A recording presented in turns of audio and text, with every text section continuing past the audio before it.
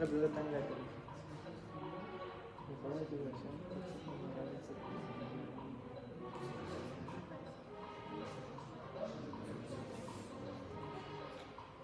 Sácalo por descarga, sácalo por descarga.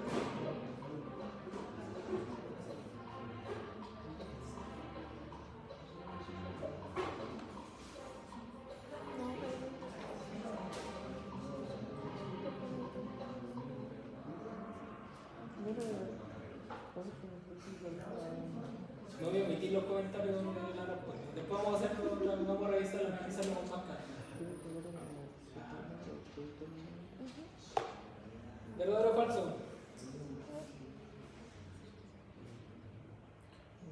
Un poquito de memoria del semestre pasado.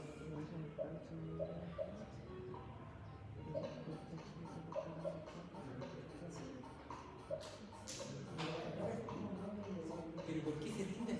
Si son tan lugares, es como no clasificar al mundial ahora que tenemos 6 cupos y no clasificamos tampoco. ¿Cómo pasó? Le metí 100 lucas en ganar al PSG. Pero ya, volvamos a lo nuestro, volvamos a lo nuestro. Dos palos de eso. Upa, vamos. Ya, ¿verdadero o falso de nuevo? Deben entender el porqué de estas preguntas.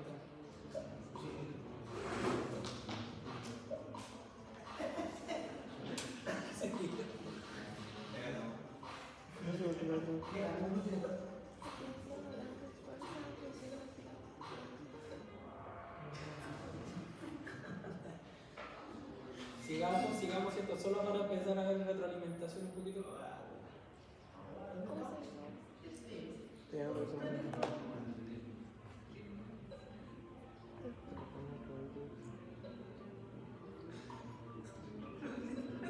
Bajo profundidad. El dedo mal puesto.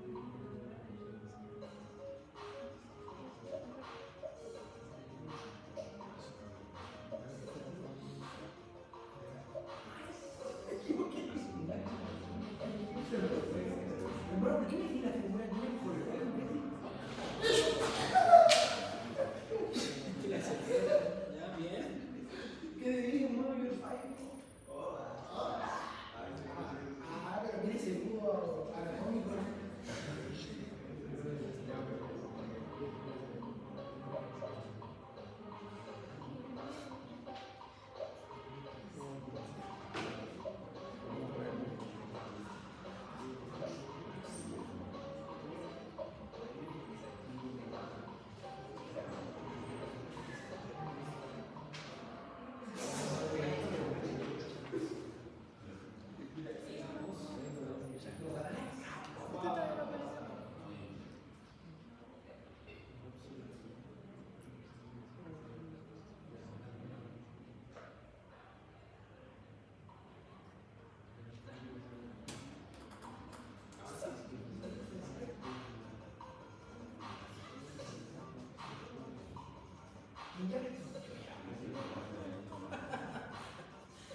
Se dije eso y hermano, mi amor, que lo que sea.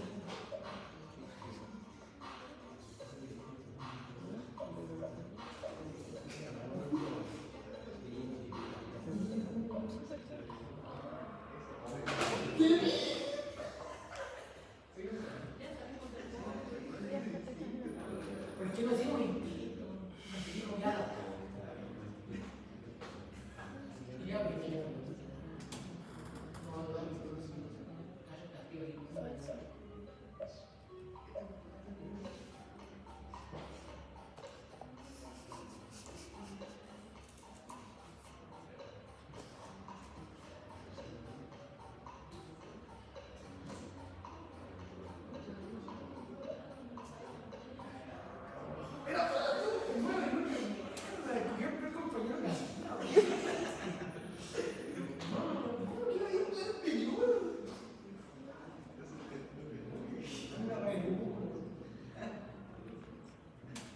Para reforzar un poquito.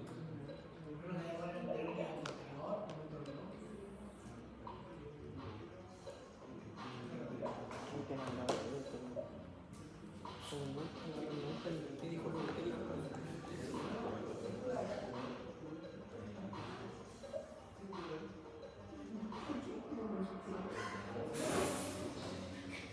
parte del interior, pero ¿de qué obligamiento más? Profe, esta prueba la que lo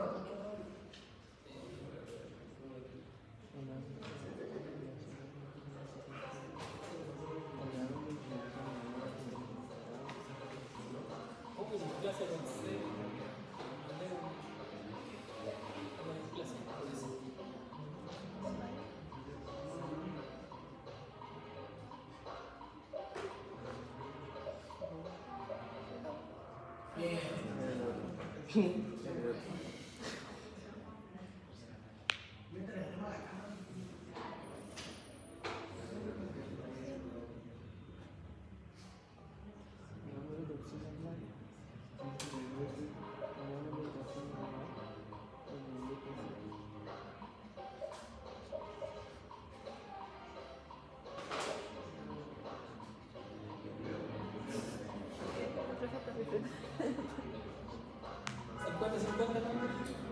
Hermano, esto es lo que no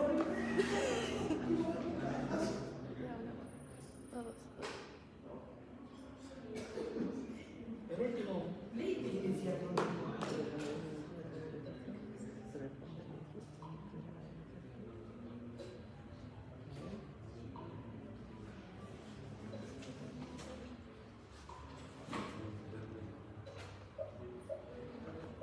¿Cuál pusiste?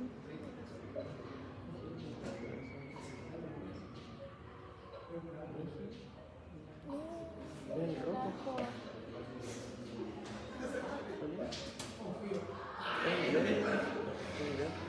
Me confundí, profe. Excepto.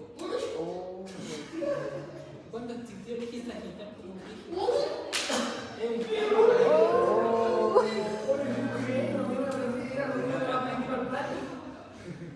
Ya me volvimos segundo. Ay, ¿qué onda? Yo solo he sido primero. en regresión. ¿Qué reclamo? Ni concentra.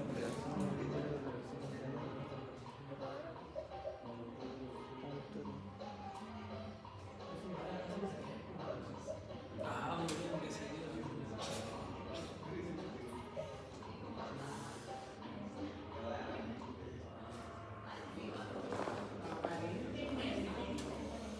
Me digo que se tiene que confiar en el presente, profe.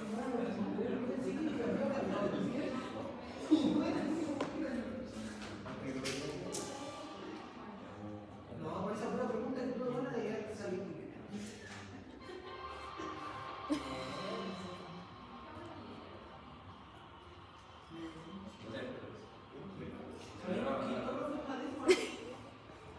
Me cheque, me cheque.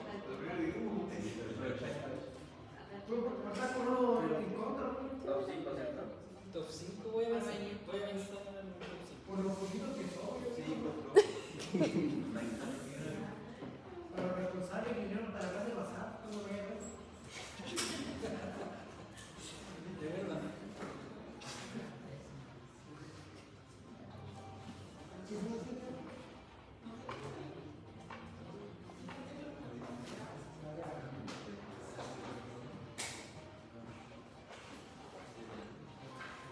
Eran 4 veces, ¿no? ¿Se supone? Mira, encontré una nota.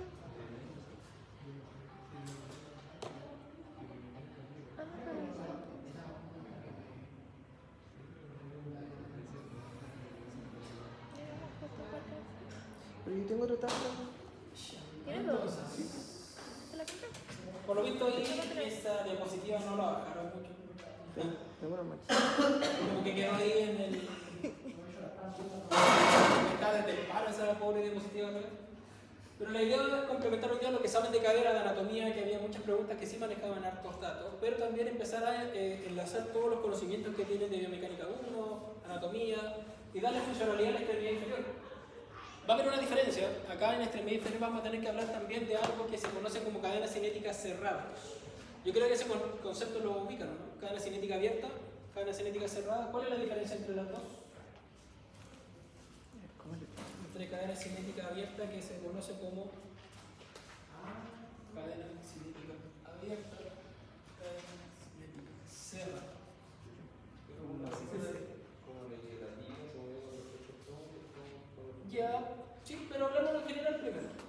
Cuando hablamos de extremidades, tenemos nosotros que observar si vamos a tener un extremo libre o vamos a tener un extremo fijo. En las extremidades superiores, casi la mayoría de los movimientos son obviamente cadena cinética abierta, porque el hombro moviliza, el codo ajusta, la mano y la muñeca ejecutan, pero no hay nada que fije a la mano. Cuando sí podemos hablar de que esta sería una cadena abierta, es cuando está libre, pero si la dejamos cerrada es cuando apoyamos la mano. Pero esto no es un movimiento funcional, sino que nosotros nos vamos así la mayoría de las veces. O sea, si tú estás empujando una muralla, quizás. Pero la que sí va a estar en constante cadena cinética abierta y mimetizándose un poquito con la abierta va a ser extremidad inferior. En la mayoría del tiempo estamos con el extremo en este caso, el pie, el extremo de la extremidad, valga la redundancia, fijo. ¿Sí? Y movemos en relación a ese movimiento. Como muy bien decías tú, la tibia sobre el fémur, o inclusive los movimientos pueden ser del fémur sobre el hueso ilíaco o el hueso ilíaco sobre el fémur, dependiendo si está en cadena cinética abierta o cerrada. Con eso, claro, nos vamos a dar cuenta que la cadera es relativamente sencilla de ver, pero va a ser una de las articulaciones que quizás le va a dar más dolores de cabeza por la cantidad de cosas que hay y por lo fuerte que es. Movilizar una cadera, hacer electrokinemática una cadera, no es fácil, ¿ya? Porque es un segmento bastante potente y ahí nos vamos dando cuenta. Lo que hace esta cadera es participar fundamentalmente en la locomoción, estabilidad y transmisión de las cargas. Por eso habían preguntitas ahí de hueso compacto, hueso esponjoso, para que ustedes vayan recordando más o menos cuáles eran sus grandes funciones. Pero lo que ocurre en la cadera, que va a ser esta articulación entre la cabeza del fémur y el acetábulo, que es parte del cótilo, el cótilo en sí, que es parte de este hueso coxal, van a movilizar y combinar esta movilidad y estabilidad para que usted pueda hacer todas las actividades o estas coordinaciones dinámicas generales que hacemos, que es caminar, correr, saltar, etc. Todo esto es fundamental para que nosotros podamos entender la biomecánica, sobre todo lo que se viene en la segunda unidad, o tercera ya sería esta, que es la marcha. Entendiendo la biomecánica de cada segmento, vamos a poder tener una mejor comprensión de la biomecánica de la marcha y las posibles alteraciones que pueden existir. No es lo mismo alguien que camine mirando hacia el frente, así, o alguien que camine hacia afuera, o alguien que renguee, o con peso. O sea, usted con su habilidad kinésica, usted va a poder decir, ese caballero tiene mal la rodilla, el tobillo o la cadera, dependiendo de la funcionalidad que usted la haga. Esto ya está recontra archiconocido, usted ya sabe que el hueso coxal o hueso ilíaco se va a dividir en tres porciones, la porción ilíaca, la porción púbica y la porción isquiática. ¿Por qué lo digo? Porque hay ligamentos que estabilizan la cadera que llevan esos nombres, para recordar que uno está más superior, otro más anterior y otro más posterior. Pregunta que salió 2 veces ahí y las 2 veces algunos se equivocaron. Y el fémur, que tiende a ser el hueso más potente, más grande, obviamente una articulación bastante estable, porque el cótilo y la cabeza femoral son bastante congruentes, ¿sí? Pero no siempre fueron así, sino que a medida que usted las fue exigiendo y las fue movilizando, tuvimos esta configuración ósea. Estructuras que usted debe recordar de la osteología de la cadera para que no se olvide de algunos elementos, etcétera, desde el punto de vista del pubis, la espina del pubis, la cresta, etcétera. Pero me interesa más que nada acá, a nivel de la zona del ilion y del isquion, bueno, se repitió acá, mal, tiene que ver con respecto a la formación del acetábulo. ¿Sí? Recuerden que el acetábulo se forma por la unión de los 3 segmentos y vamos a tener ahí una estructura bastante importante de recordar para poder entender también su movilidad. Esto es un repaso general, recuerden que es solamente como para acordarnos de esto. La cabeza del fémur, ¿quién se acuerda? ¿Era 1/3 o 2/3 de esfera o 3/3 de esfera? ¿Qué dice el profe Hugo? 2/3. Una esfera así, pero hermosa. 2/3 de una esfera, porque va a tener una parte que va a ser más que nada un poquito más irregular, pero sigue siendo mucho más esférica que la cabeza del húmero. El húmero era 1/3 de una esfera.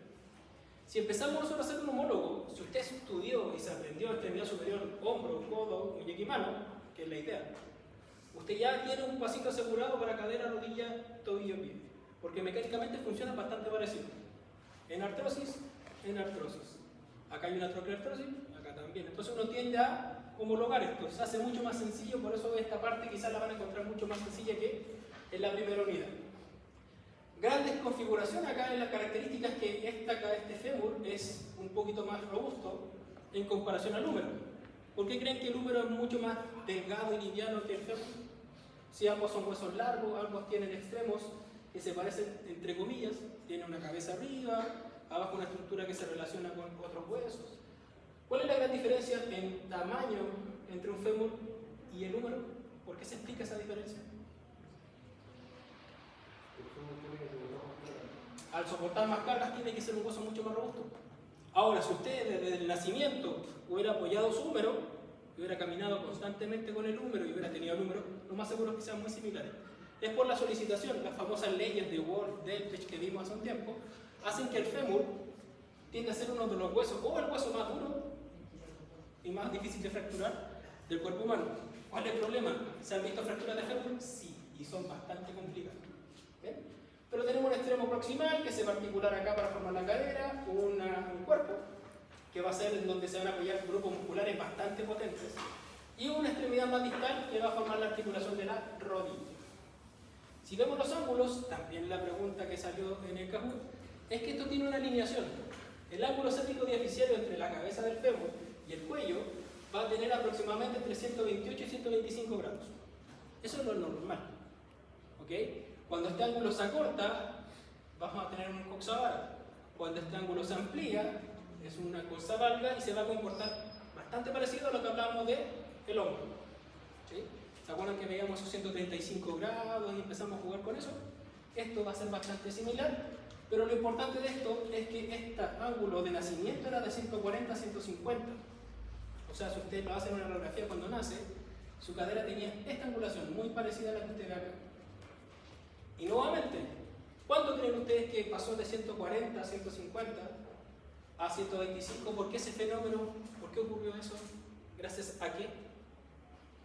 Que esta cabeza partió con un valgo, por así decirlo, y ahora usted tiene un varo, si es que se ha sacado una radiografía. Ahora, ¿saben cuántos grados tiene? Nunca se han sacado una radiografía. A los de tercero les pregunté, ¿se han hecho exámenes de sangre? Tampoco. Son sanos. ¿Alcoholemia?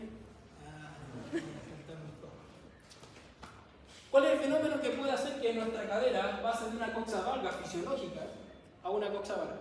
Entre comillas, que llegaría aquí, angularíamos acá, pero que sea normal. Empieza a caminar. Al hacer la marcha, no se han dado cuenta que los bebés cuando son chiquititos y no caminan tienen cierta longitud, pero cuando empiezan a caminar o apoyar el pie, empiezan a pegar el estirón, es por lo mismo, las solicitaciones que hacemos al hueso. Y al caminar, lo que hacemos es empezar a proyectar esta cabeza femoral y el ángulo que tenemos con el cuerpo para que podamos tener un ángulo perfecto, porque recuerden que acá se insertan músculos y tiene que tener cierta distancia para que optimice su funcionamiento. Entonces una coxavalga o una coxavara va a afectar sí o sí la movilidad articular. Acá es mucho más difícil poder movilizar porque tenemos grupos musculares bastante potentes y manipularlo es bastante difícil. ¿Sí? Y lo otro importante, tiene que haber acá este ángulo de recubrimiento o que el cóndilo cubra la mayor cantidad de espacio en la cabeza femoral, sobre todo cuando son más pequeños, cuando son niños, para poder asegurar la estabilidad. Y eso pasa acá. Fíjense cómo el acetábulo cubre más por posterior que por anterior, y así tenemos una inclinación en donde podemos ver un ángulo de anteversión o ángulo de torsión de 10 a 15 grados. Se forma de forma natural para poder mantener la cabeza alineada con respecto al cóndilo. ¿Qué ocurre cuando no tenemos esta alineación y este ángulo se empieza a aumentar o disminuir? Puede alterar inclusive el posicionamiento del pie. Hay personas, incluyendo su profe, que al tener una masiva intervención acá, una intervención pélvica, modifican la posición del pie. Ahí van a darse cuenta cuando lo veamos que el profe se le va un pie mal. Yo se lo aprendí a los 26 años y ya no tenía nada que hacer. No había mucha adecuación. En los bebés, estimados, porque hemos hablado harto de cadera, ¿qué se les saca a los bebés cuando están recién naciendo y les colocan unos pañalcitos acá? ¿Para qué creen que le sacan esa radiografía en la cadera? La displasia, ¿no es cierto? ¿Qué es lo que es la displasia?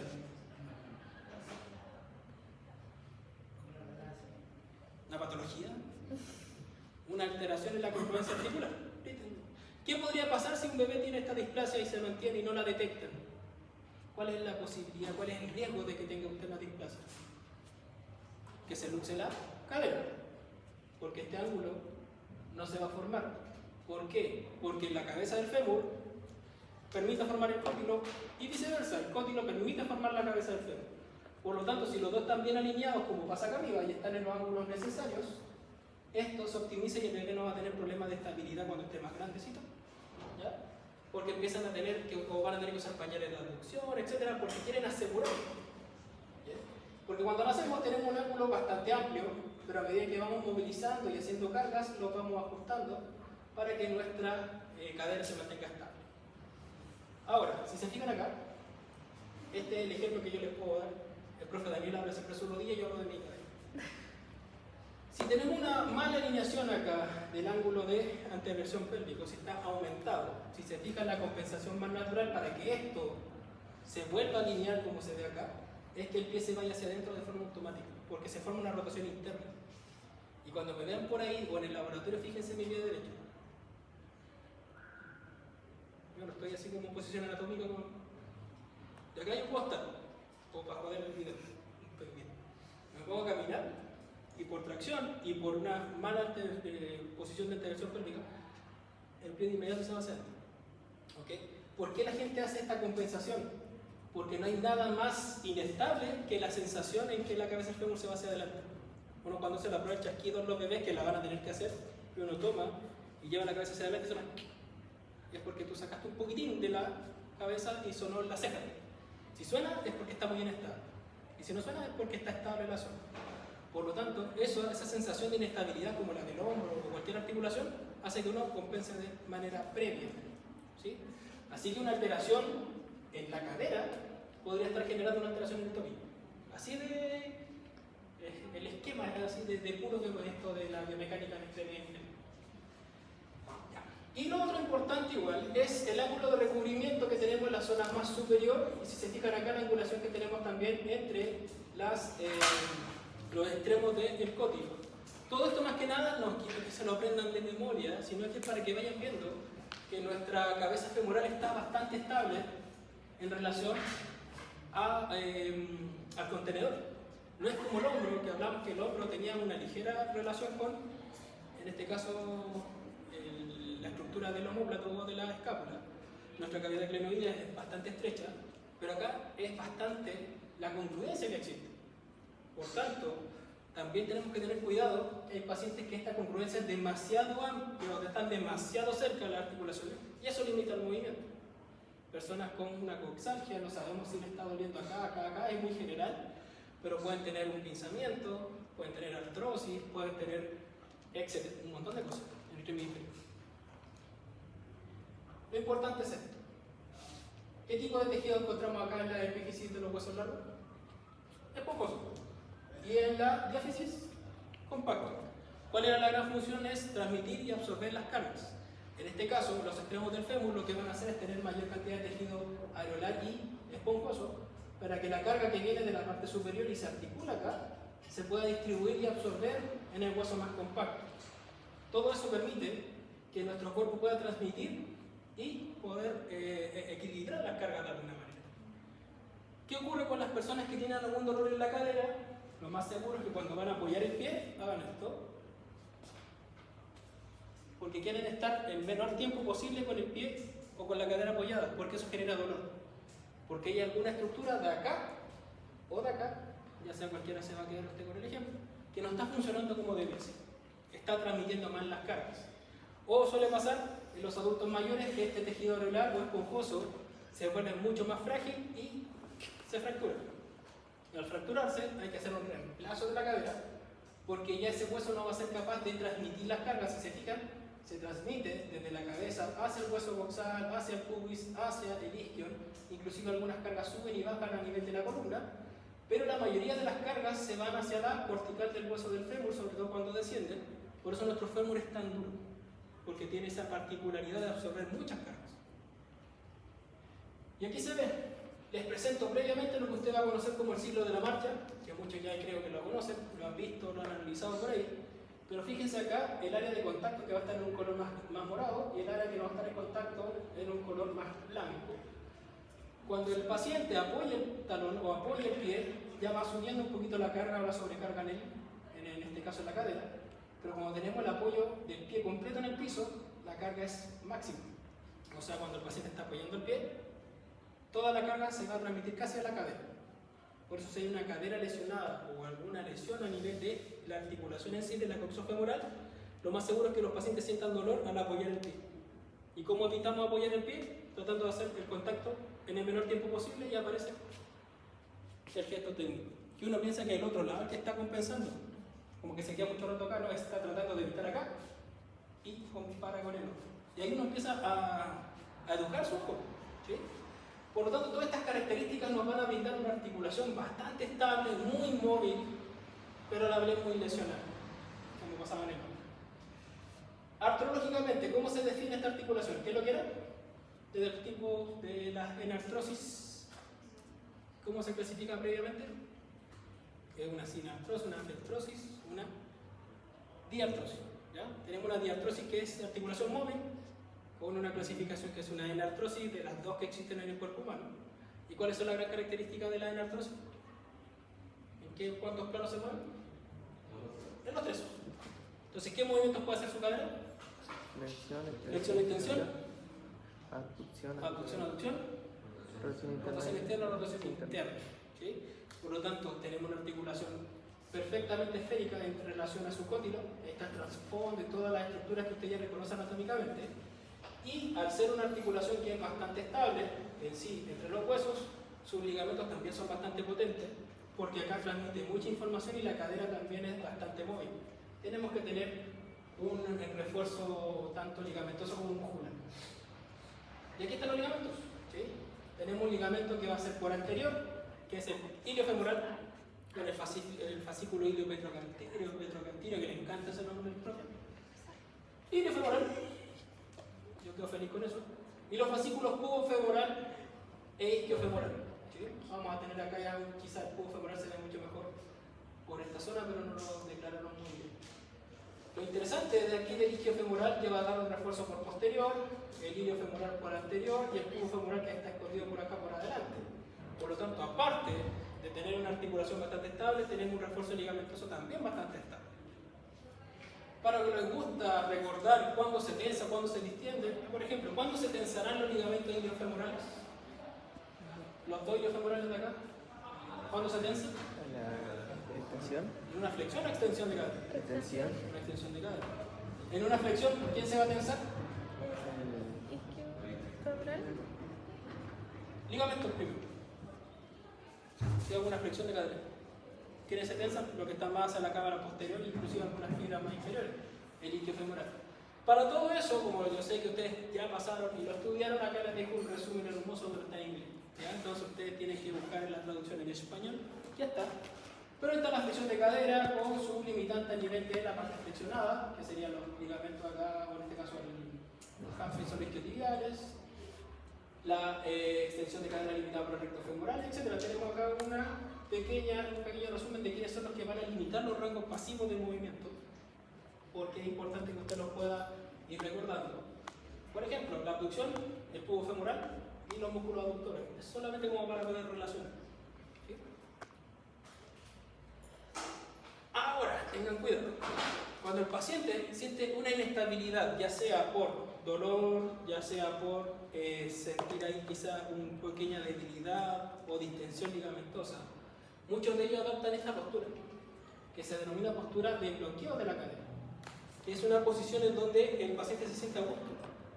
Pero ¿cuál es el problema? Nosotros no estamos siempre estáticos, sino que nosotros estamos en una forma más dinámica en el movimiento. Esta forma de bloqueo de la cadera es cuando se junta una extensión, una abducción y una rotación interna de la cadera. Vamos a ver, extensión, abducción, rotación interna. O sea, el paciente está así. Esta posición lo que hace es colocar tan bien alineada la cabeza femoral que el paciente se siente muy estable, pero no una postura ideal. Caminen con esa posición, manteniendo una extensión, impiden el movimiento normal que estamos hablando con unos compañeros, pero el flujo o la fluidez de los movimientos. Estos movimientos son compensatorios. Por ejemplo, acá tenemos un paciente que está haciendo hasta una hiperextensión de columna. Y ahí dice, no, yo me puedo parar, profe, como me dicen algunos, doctor, ¿me puedo parar? Sí, qué bueno, pero ¿está parado bien? No, está compensando por todos lados, pero al menos la sensación de estar de pie funciona. Por tanto, ustedes tienen que tener cuidado que esta cadera se puede bloquear. ¿Cuál va a ser la complicación? El mal alineamiento para el movimiento. Se va a ver afectada la flexión, etc. Todos los movimientos inversos hasta bloqueo en cadera. Y ya con eso, como un resumen general de lo que hemos visto, de lo que ustedes conocen de anatomía, un poquito de anato y biomecánica en general, recién vamos a poder ver cómo se mueve esta cadera. Consulta. La artrokinemática de esta cadera, ¿cómo se ve? Al ser tan congruente, ¿se desliza? ¿Rodará? Todo el momento va a girar. O sea, la artrokinemática de la cadera es bastante sencilla. No vamos a tener deslizamiento ni rodamiento porque estamos tan congruentes que solamente permite el movimiento en un eje. Por lo tanto, solo gira. Adelante, atrás, arriba, abajo, interno o externamente, dependiendo del movimiento. Entonces, ya la artrokinemática en el bolsillo. Solo giros hacia una dirección que corresponde. Pero la cinemática cambia un poquitito. ¿En qué sentido? Acá entra lo que vimos al comienzo. Si es cadena cinética abierta o cerrada. Cuando vemos los movimientos de la cadera, podemos tener movimientos de flexión, extensión, abducción, aducción y las rotaciones interna y externa. Eso sería cuando el fémur se mueve respecto a el hueso ilíaco. Eso es cadena cinética abierta. Esto. Pero cuando el fémur está fijo, va a ser el hueso ilíaco el que se va a mover en relación al fémur. Eso sería cadena cinética cerrada, que aquí sería flexión, extensión, inclinación lateral o abducción, que es bastante relativa a ese movimiento hacia los lados, y aducción de la misma cadera, y rotación interna externa, pero es el hueso ilíaco que se va a mover en relación al fémur. ¿Se mueven? Sí, en ciertos movimientos van a participar. Por tanto, chicos, cuando ustedes evalúen una cadera, tienen que evaluar no solamente cadena cinética abierta. Cuando van a práctica, ustedes dicen, ah, profe, aquí están los 120, los 20, ya, pero el paciente no camina en el aire. Usted no lo va a mantener ahí y no, se mueve espectacular. Pero después van a dar el paso, y aparece la lesión. ¿Por qué? Porque quizás no es el movimiento del fémur sobre el ilíaco, es el ilíaco sobre el fémur. Por lo tanto, cambia un poquito la rehabilitación en ese momento. Por eso aparecen tantos movimientos acá, pero son abierto, cerrado, abierto, cerrado, abierto, cerrado. Vamos viendo uno por uno. Flexión de cadera. Músculo principal de la flexión de cadera. Psoas ilíaco. ¿Algún otro más? ¿Todo el cuádriceps? Solo el recto anterior. ¿Ya? Entonces ya tenemos un grupo muscular bastante potente. La porción psoas y la porción ilíaca, ¿dónde llegan? ¿Su inserción dónde está? Del psoas ilíaco, trocánter menor. El recto anterior del cuádriceps, ¿dónde llega? ¿Ya? Pero su origen es más alto que todos los otros vatos, por eso también hace flexión de cadera, más que nada específicamente la espina ilíaca anterior-inferior.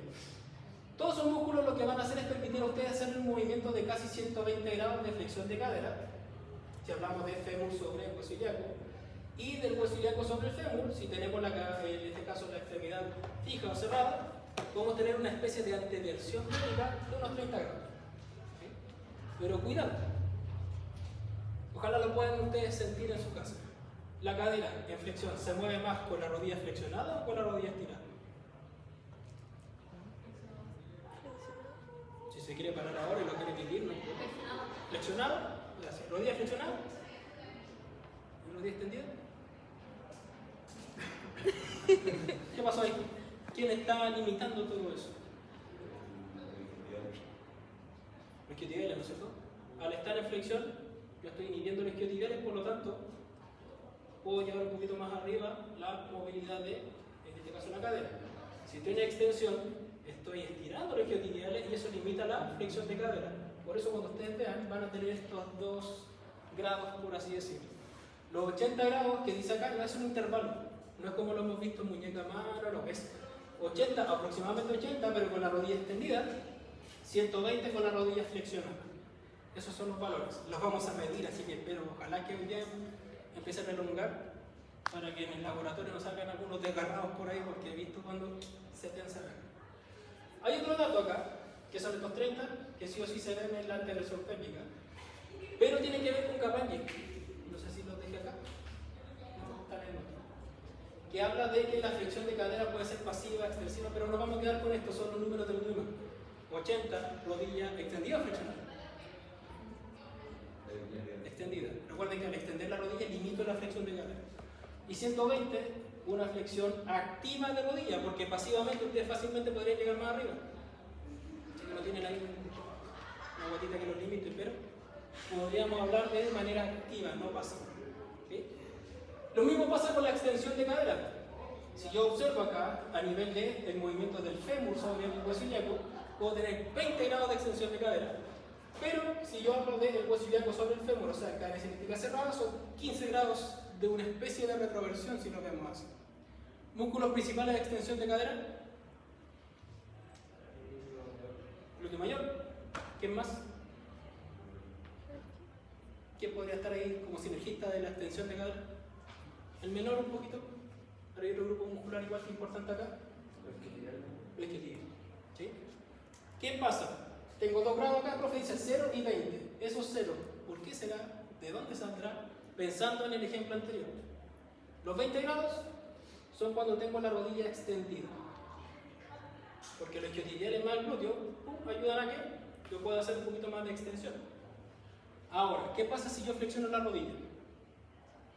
¿Quiénes van a estar ahí limitando el movimiento? Esto lo vamos a ver en el laboratorio y se ve mejor y lo van a poder observar mejor. Todos los músculos flexores, específicamente el recto anterior, va a estar tan tenso que no va a permitir el movimiento. Y se habla de que con rodillas flexionadas tenemos 0 grados de extensión. Y me gusta verlo a veces en el gimnasio, están así, dándolo todo y están moviendo en bloque el segmento. Tienen que trabajar así. No, es que así, empiezan a empujar y yo, usted no, ¿ya? Pero tiene que ver con la flexibilidad que tienen los tejidos circundantes. ¿Ya? Entonces ustedes tienen que ir pensando que la rodilla va sí o sí a aumentar o disminuir la amplitud de los movimientos de la cadera dependiendo de la posición. Y acá, bueno, estos son movimientos que también tengo que ir pensando, que no los voy a hacer acá porque van a grabar, son movimientos de anteversor y retroversor pélvica que no creo que los quieran ver. ¿Ya? Pero ustedes saben que la pelvis hacia adelante y hacia atrás. Y tengo todavía algo de orgullo, así que no lo voy a hacer. En el laboratorio quizás, depende de la hora. Abducción, aducción. Cuando yo hago abducción de cadera, voy a tener aproximadamente unos 40 hasta 45 grados de amplitud, dependiendo también de la tensión muscular. ¿Cuáles son los músculos principales abductores de cadera? Y estabilizador de la pelvis también cuando estoy en mi meditación. Glúteo medio. ¿Cuál otro abductor tenemos también dando vueltas por ahí? El tensor de la facial. Excelente, tensor de la facial. Grupos musculares que van a favorecer la amplitud, ¿sí? En cadera cinética abierta. En cadera cinética cerrada tenemos una inclinación lateral de la pelvis de unos 30 grados. Ahí tenía los 40 y los 30 en cadera cinética cerrada y abierta. ¿Sí? No sé, se va entendiendo, yo creo, es mucho más sencillo que si este hubiera sido la primera clase de mecánica, pero ya pasamos por hombro, codo, muñeca, mano, y vimos tantas articulaciones y ya sabemos más o menos a qué referimos los movimientos en sí. Entonces, la cinemática es bastante puntual. Lo que sí tenemos que nosotros observar es cómo está la calidad del movimiento del usuario. Y nos quedan los movimientos rotacionales, bueno, la aducción también, donde el fémur se va a mover respecto a nuestro hueso ilíaco cada aproximadamente unos 25 grados, lo mismo que la inclinación pélvica hacia la línea media, que también en cadena cinética cerrada sería 25. Músculos aductores principales, ahí sí no se lo saben, por último por nombre. Los aductores, ¿cuántos aductores existen?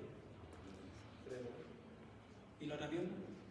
Son 6 en total, pues si son 3 y 3. Pregunta esa pregunta hacia el profe, no, si son 6, pues derecha y izquierda. Son 3. ¿Cómo lo clasificarían? ¿Mayor?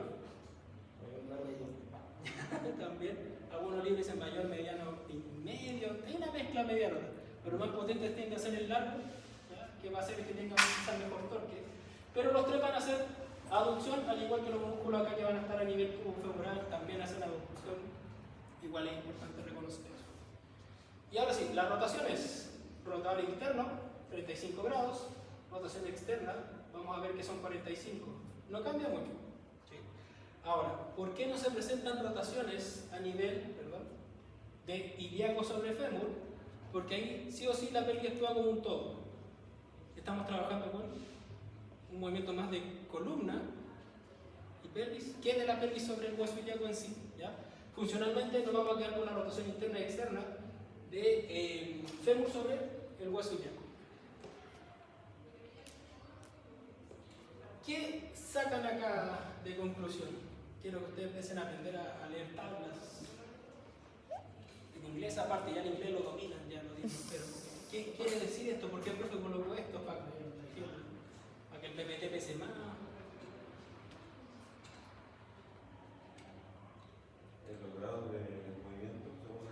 según la edad y según El sexo. sexo. ¿Ya? Tenemos sexo femenino y masculino, edades tempranas, edades no tan tempranas, ustedes están en este, no, ya pasaron este, tengo que ser como la escala por acá. Pero quiero que se vayan fijando, ¿dónde está la mayor amplitud de movimientos? ¿Dónde ustedes tuvieron quizás mayor flexibilidad? Cuando niños. Más jóvenes, ¿no es cierto? Si se fijan acá entre los 6 y los 10 años, ambos géneros, en este caso, ambos sexos, tienen en su mayoría las mayores amplitudes dependiendo del movimiento.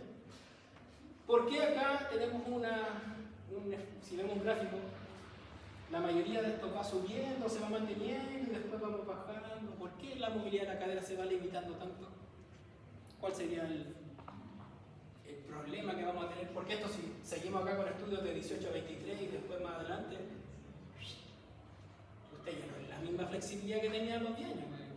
A los 10 años se caía de un árbol, se sacudía y vamos, se subía a otro más. Ahora me chueco en la cama y aparece con un torceno así, ay, ayúdame. ¿Qué ocurre? Se pierde flexibilidad, se pierde movilidad.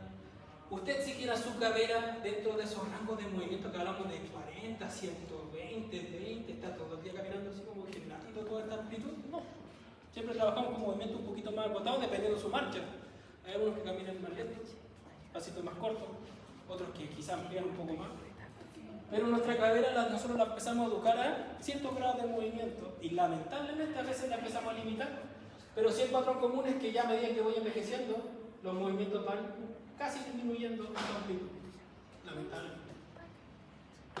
Como les comentaba, la artroquinemática es relativamente sencilla.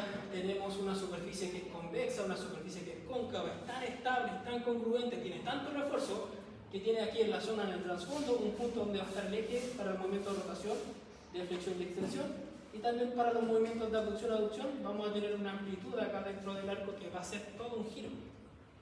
Si usted encuentra una cadera que se desliza o que rueda en teoría como que la siente, es porque esa cadera está pero súper inestable. ¿Sí? Inclusive en los tratamientos de cadera, ustedes van a aprender la artroquinemática como tratamiento. El kine, ¿qué es lo que hace? Separa la articulación, lo van a tener que hacer así, no se me abre, ¿no? Separa la articulación. Y como reconoce la artroquinemática, por ejemplo, en la abducción de hombro, ¿cómo es la artroquinemática? ¿Rueda hacia dónde? Por favor, no me dejen solo que tenemos visita aquí. Rueda hacia superior y se deslizan hacia abajo. ¿Qué pasa si un paciente no lo puede hacer? Porque tiene ahí una limitación o algo.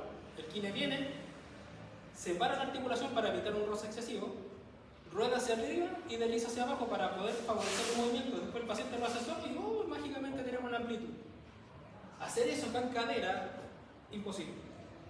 Tomar una cadera y separarla de acá, si usted lo hace es porque le luxó la cadera al paciente. ¿Sí? Por lo tanto, acá en la cadera lo que más se efectúa es quizá un poquito de distracción, separarlo, pero de que se deslice, ruede, imposible. ¿Ya? A no ser que usted tenga así unos brazos, porque vayan a mover la cadera a alguien en su casa. Traten de separarlo como se puede separar acá, el hombro, etc. No se puede fácilmente.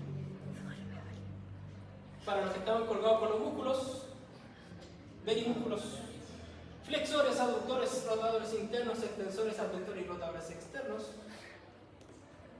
¿Ya? En inglés. ¿Por qué? Porque vamos a hablar en inglés, colega. Inglés o depende, en ruso o como termine la guerra ya. Hoy los dejo para que ustedes digan, oh, ¿qué es el aductor longus? Aductor longus, si es solamente relacional. ¿Sí? Y este mismo cuadro, para los que fueron quizás más y el profe les pasó el pendrive, está en español. Si es para que se den el trabajo, hoy ya puso el cuadro en inglés, voy a buscarlo en español, aquí está. Y tú ya, no, el chat se enreda. Sobre todo con estos de acá, los rotadores internos y externos, colapsan como que no tiene cadera, entonces no sabe. ¿Ya? Rotadores externos, los pervitrocanterios, rotadores internos que vamos a tener acá, los glúteos, etc. Si se fijan, son grupos musculares bastante potentes. Para el laboratorio, usted va a tener que simular todos esos movimientos que vimos recién. Flexión, abducción, etc. Así que va a tener que venir con su mejor chorcito. Si quiere venir en boxe ya pasamos a otro nivel de ahí ya, si quiere. No hay problema. Un varón con una lycra tampoco, mientras nos dé el consentimiento, yo no tengo problema. Pero si viene con jeans o viene con el pitillo así, pero además no poder, ya que están las costuras así y no les va a dejar moverse, ¿usted quiere andar así? No hay problema. Hay una anécdota con esos laboratorios, sí, uno cree que de adentro hacia afuera no se ve y se ve todo. Hay uno anda por ahí paseando y de afuera hacia adentro, cuando es de noche y prendemos la luz, se ve todo. De día no hay problema, los de noche no tienen que tener cuidado. ¿Ya? Yo lo aprendí cuando estaba de alumno. Y parábamos y veían que las micros paraban. Y que se ponían a mirar nosotros y ya estábamos así, profe, terminamos, estamos viendo uno y terminamos así. No, así no quiero. No, el tema es que acá en cadera, para poder ver la amplitud y recordar los movimientos, vamos a tener que recrearlos en el laboratorio. ¿Sí? Así que por favor vengan con la ropa adecuada para ese laboratorio y empezar a estudiar un poquito de lo que va a ser la movilidad. El control debiese ser de cadera. ¿Por qué debiese ser? Porque este TPT está arriba hace como 4 semanas. Pero el Kahoot me abrió la mente y parece que no está bien un poquito. ¿Ya? Lo más seguro es que hagamos una evaluación, pero véanlo, repásenlo, mírenlo igual un poco. ¿Dudas ahí? ¿Consultas? ¿Nada?